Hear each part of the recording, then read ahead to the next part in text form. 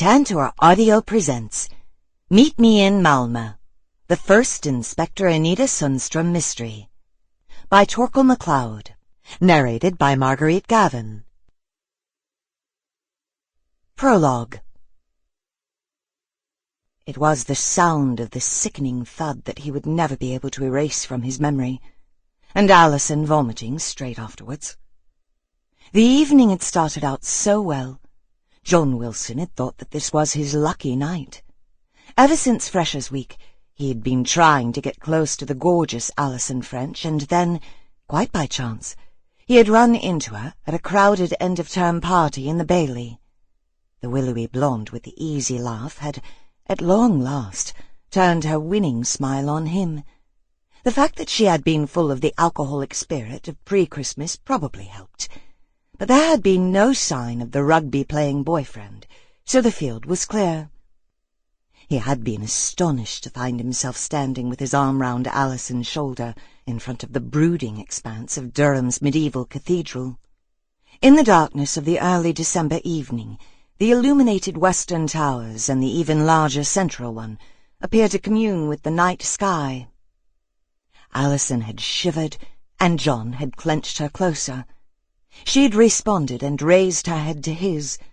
They kissed, just as they had done when they had staggered out of the party 15 minutes earlier, after he had gallantly offered to see her back to her college across the river. He hoped that this spark of affection hadn't been ignited solely by the drink. She had certainly downed a lot of fancy-looking concoctions, and she'd swayed slightly as he'd manoeuvred her along the Bailey and up towards the cathedral. John knew the lights would be going out soon, so he had begun to move Alison away from the main door of the cathedral. As he did so, he glimpsed the lion-like beast that was the famous sanctuary knocker. He suddenly got an overwhelming sense of history. Perhaps it was the alcohol, but he could almost feel the presence of all the souls who'd sought safety in the cathedral over the centuries. He drew the obvious parallel. He felt he'd found refuge with Alison, and life could only get better. They had made their way unsteadily across the grass and round a couple of old tombstones until they were close to the cathedral wall, the central tower looming above. There were some muted sounds of a party going on somewhere nearby, but Palace Green, opposite the cathedral, was quiet. John glanced round and saw that all was deserted. This was his moment. He took Alison's face in his hands and stared into those twinkling, if slightly inebriated eyes. "I've waited so long for this moment." She blinked before smiling back. "Do you want to come back to my room tonight? Claudia won't be there. She's round at Andy's." John could hardly contain his excitement. Alison grabbed his hand. "Come on." But they only managed to take a couple of steps near the promised delights of Alison's room. A piercing scream startled them and broke the evening's calm serenity. They hardly had time to look up when the body of a woman hurtled past their heads and landed in front of them, half bouncing off the grass before slumping down like a rag doll, its limbs all distorted. Alison was yelling in fright. The lights on the cathedral snapped off. 25 years later. Chapter 1. She was sitting in front of the mirror. The reflection staring back was beautiful. In her early 40s, she could pass for someone far younger. The natural blonde hair was shoulder-length, framing a face with high cheekbones that gave it a sculpted look. Yet the deep blue eyes ensured that the overall effect was not that of marble, but full of life. The mouth was wide, a slash of exotic red across cool Scandinavian features. The black dress plunged invitingly, but it was the necklace that caught her attention. The amber glinted in the discreet mirror light. She played with it thoughtfully. A half-smile crossed her lips. Then a noise disturbed her, and her expression changed. She looked round. The sound of someone in the next room, perhaps. Her hand went to her throat, and her face creased into puzzlement. Yes, there was definitely a person moving around in the next room. "Rune!" she called out cautiously. There was no reply. She stood up slowly. This was a woman who was ready to go out to somewhere smart. The dress was short enough to show that she still possessed head-turning legs, but long enough to hint that not all was on show. Well, not yet. With a certain amount of trepidation, she crossed the bedroom to the door, which was slightly ajar. The room was decorated and furnished in understated Scandinavian elegance. No clutter, no extravagant adornments, nothing that wasn't of some use. She stopped and gingerly opened the bedroom door. Oh, it's you." She sounded disappointed, but the nervousness was gone. The object of her disappointment was just out of sight, behind the now open door. "What are you doing here?" She jerked back instinctively as male hands made a grab for her throat. She gurgled helplessly as the fingers pressed around her neck. For a few seconds she tried hopelessly to break the vice-like grip, but she hadn't the strength. The powerful hands were pushing her down onto her knees, her skirt riding up as she went. The unequal struggle ended with her slipping slowly to the floor, all the elegance draining away as fast as her life. The unseen assailant released his grip. Then the door closed, and the body was left in a still heap. Ewan Strachan shifted in his seat. He could never sit still, however riveting a film was, but this one didn't come into that category. Was it really that easy to strangle someone? He was sure it wasn't, but that was the magic of the movies. And Christina had it coming to her because she had been starting to annoy him. Even he would have been tempted to do her in, but he presumed he wouldn't find out who'd done it until the final reel. Yes, she was very beautiful, but some of the lines she had come out with were cringe-making. Of course, that could be down to the translation. You were never sure with subtitles. Ewan cast his eyes round the small but packed cinema. Most of the audience was concentrating fully on the action, or lack of action, until the moment when Christina had copped it. But these were fans of Swedish cinema, and particularly of the director, who was sitting in the front row watching his wife, Malin Lovgren, die dramatically on screen. He was surrounded by disciples. In the question-and-answer session that followed the screening, there would be no dissenting voices, not even Ewan's. He wouldn't get an interview with Mick Roslin by being critical beforehand. Sitting 5 rows in front of Ewan, he still had that familiar long, dark, swept-back hair and the neatly barbered stubble. Not grey hair in sight, despite his 45 years. He has certainly aged far better than I have, thought Ewan, who had now lost interest in Gassen, or the geese. Ewan still hadn't worked out how geese fitted into the story, though maybe there was some obscure Swedish metaphor for strangulation, long necks, easy to wring, or pecking. The Christina character had henpecked her poor husband, who was perfectly justified in murdering her. She hadn't been very nice to her lover, either. Then again, it might be to do with flight. He would have to come up with something to put in his review. He had to justify his train fare from Newcastle to Edinburgh for the Northern Stars Film Festival, but if he could grab Rosalind for a quick interview afterwards, then even his pain-in-the-arse editor might get off his back for a while. It was a matter of getting Rosalind alone for 5 minutes. It might help if Mick remembered him. The chance of visiting a prestigious film festival had seemed fanciful only 2 weeks before. "You've got to get off your arse and do something interesting," Brian Fletcher had said as he tried to remove some wax from his ear with his finger. Ewan couldn't look. What would he do with it if he got the wax out? The operation was unsuccessful, and Brian sat down behind his desk in his cramped office. All the offices assigned to the Novocastrian News, or Novo News as it had become, because management felt the name was snappier, were small. It was a small operation, run by a big local Newcastle-based newspaper group. They had created the bi-monthly Novo News magazine as a vehicle for attracting extra advertising revenue. It was also a good place to hide away their journalists who could no longer do the business, or had never really been able to in the first place. Ewan often wondered for which group he qualified. He hoped it was as a hack who could no longer hack it. At least that meant he hadn't always been useless. Brian, on the other hand, always had. But that didn't stop him thinking that he was a born editor, and that any day soon his genius would be recognized and a really good job offer would come along. Your arts reviews lack punch. Sometimes I wonder if you actually go and see the things you're meant to be reviewing. And when was the last time you got a decent interview?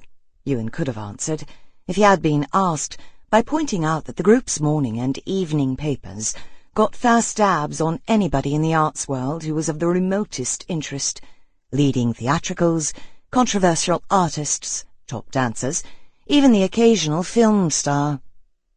He was left with all the obscure woodcarvers, pretentious potters, and loopy candlemakers who seemed to emerge every summer in the touristy bits of the northeast. It hadn't always been like this, even though Ewan's own career hadn't been much more glorious than Brian's.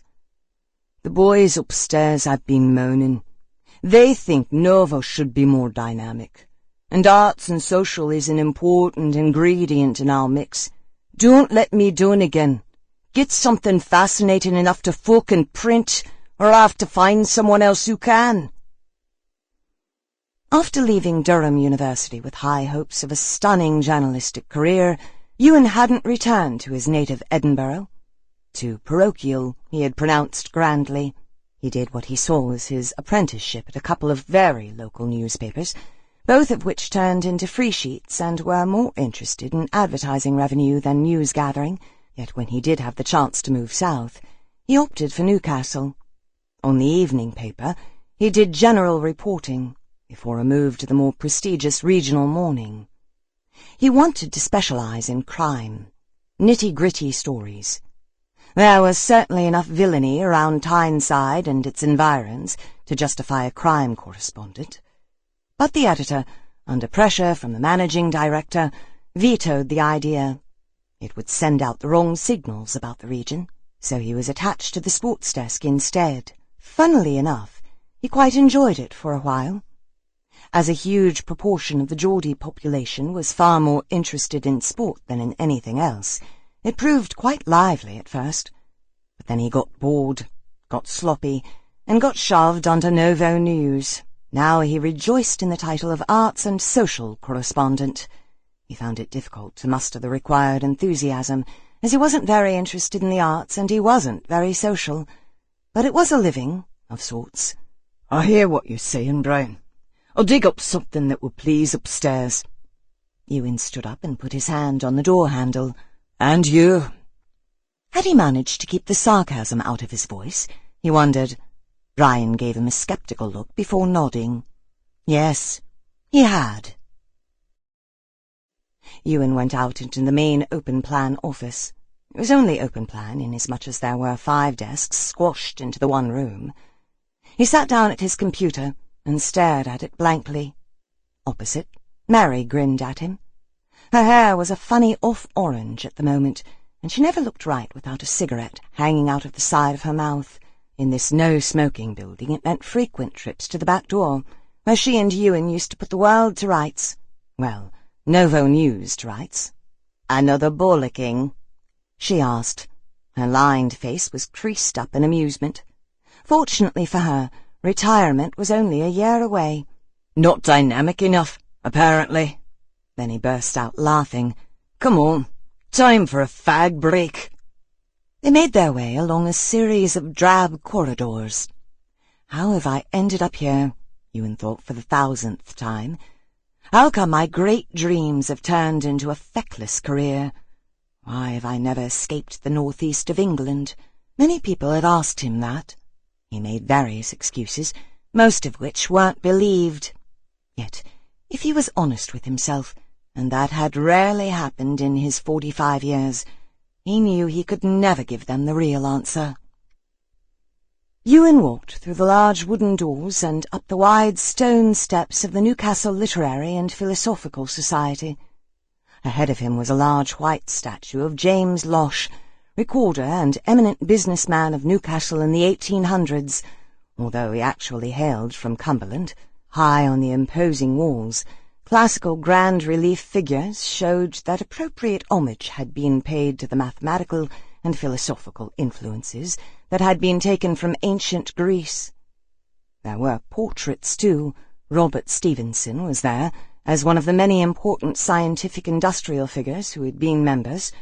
Lord Armstrong, warships, Sir Joseph Swan, the electric light, and Sir Charles Parsons, turbine engines, were all to be found on the wooden honours board, proudly proclaiming past presidents.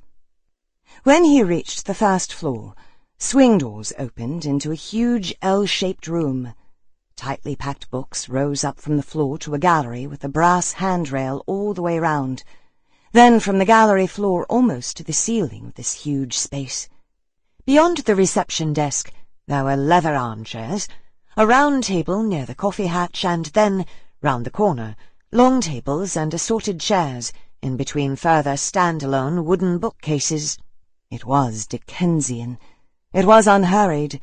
It was charmingly decrepit. It was Ewan's sanctuary. In the lit and fill he could escape Brian, the Novo News, and the other aspects of his life that he wanted to forget about. Here, over a paid-for coffee and one free biscuit, he could read the national newspapers, delve into obscure ancient books, or plan the novel he knew he'd never write. No mobile phones were allowed. No phones of any kind could be heard. However, quiet talking was tolerated, so conversations could be struck up with some of the more eccentric members, which often proved entertaining and enlightening. One newspaper he always made a beeline for was the Scotsman. Why the library stopped it he had no idea, but it was good to catch up with the happenings in Edinburgh. Though only an hour and a half away by train, he rarely returned home.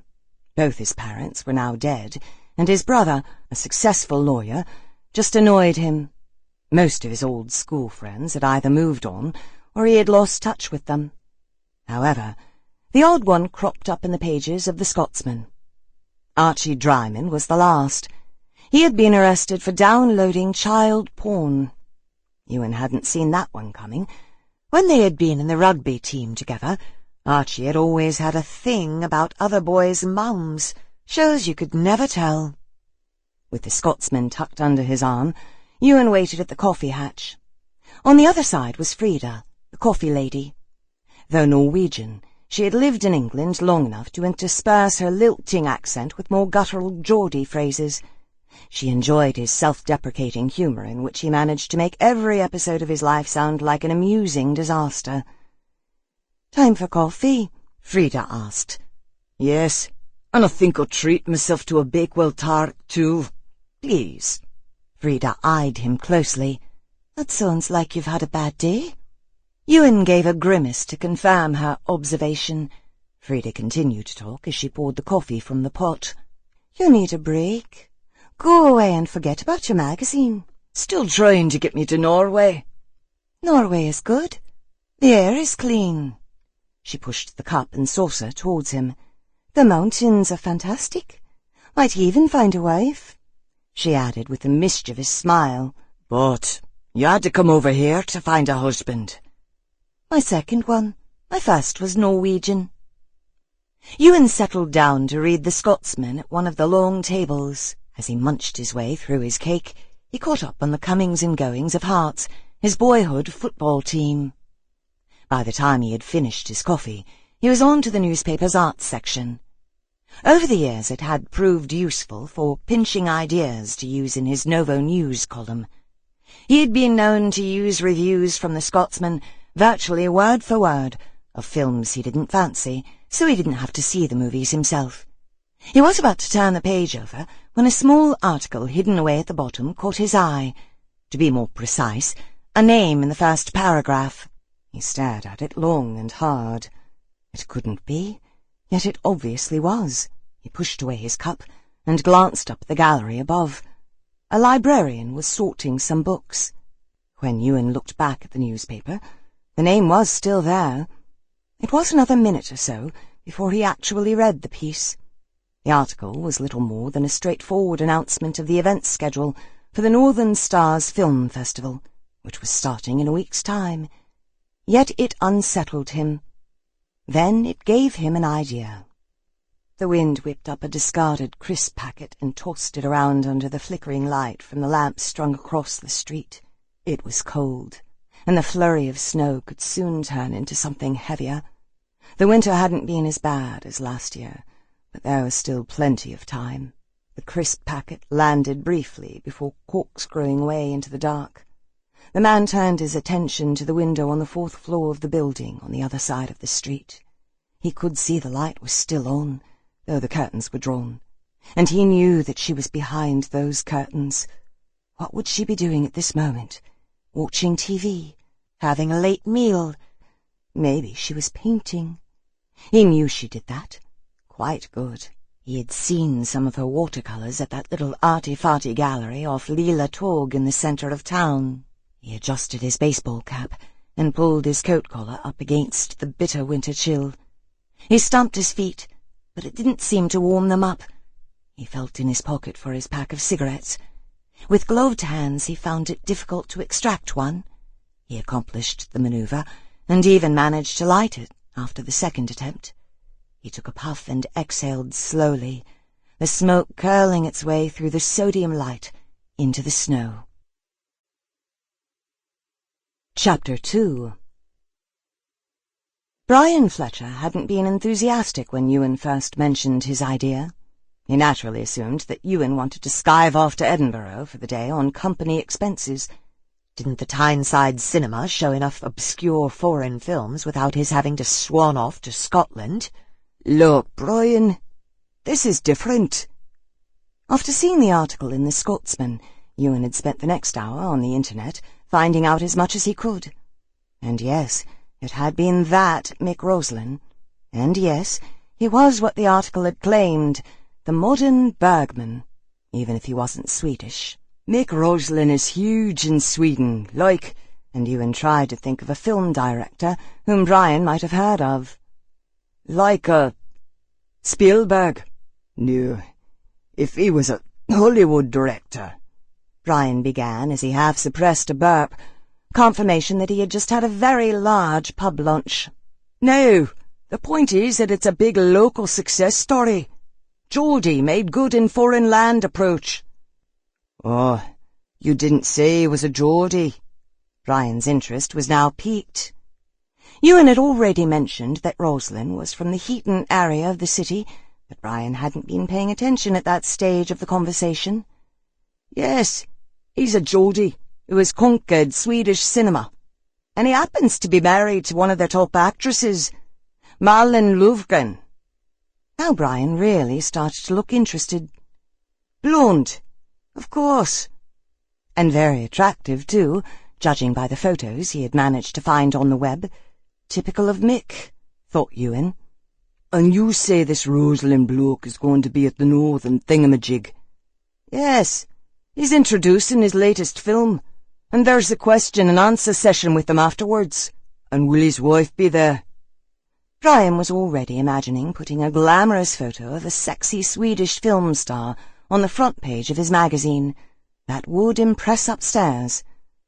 I don't think so. There's nothing in the article about Malin Lovgren being in Edinburgh, though she stars in the movie. Brian looked disappointed, but he could still legitimately use her photo if she was involved. But we'd want more than a review of his film, of course. I could do a big piece on him. The works, local background, how he ended up in Sweden, and how he became a celebrity over there, and part of a glamorous couple. Sort of Posh and Bex.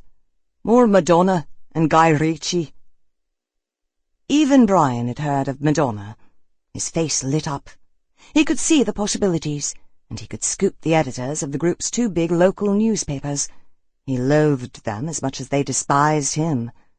Then doubt crossed over his ample features. What makes you think you'll get an interview with him? He might not be keen on being associated with such a small... He managed to correct himself. A publication of our size. I think he'll speak to me. We were at university together. Of course, doubts set in the moment he boarded the train to Edinburgh. When he arrived at Waverley Station, he nearly jumped on the first train back. Mick might not want to see him. He was a big deal now. That was obvious from the way he had adroitly handled the question-and-answer session after the film had finished. It helped that most of the questions were sycophantic, but he retained that enormous charm he had exercised at Durham. There was no doubting his charisma. Still handsome, still remarkably lean, and still with that arrogant swish of thick black hair, he commanded a room. Always had. The winning smile, the polite way he answered questions, the flashes of humour, but he was good at concealing his ego when it mattered from his public. As Mick held his audience spellbound, Ewan was amused to note that he had lost all traces of his Geordie accent. He had been proud of it once upon a time. In fact, it had been a badge of honour in a university that was awash with public school ponces, as he called them. He made great play of being a Geordie. He even gave the impression of being a working-class hero, even though his family were reasonably well off. That's why the Michael who had turned up at Freshers' Week had become Mick 3 weeks later. His chosen persona went down well with posh girls from down south, their bit of northern rough. He had always been surrounded by attractive women. Sadly, in this case, there was no Malin Lovgren, but he did have a stylish PR woman sitting with him, alongside a young actress who had appeared in a small role in the film as the murdering husband's bit on the side. Ewan didn't catch her full name in the credits, Tilda something, but she was not your archetypal Swedish blonde, quite dark, in fact, but undeniably attractive and appreciably taller than the older Lovgren. Mick didn't introduce her during his talk, so she wasn't there for the publicity.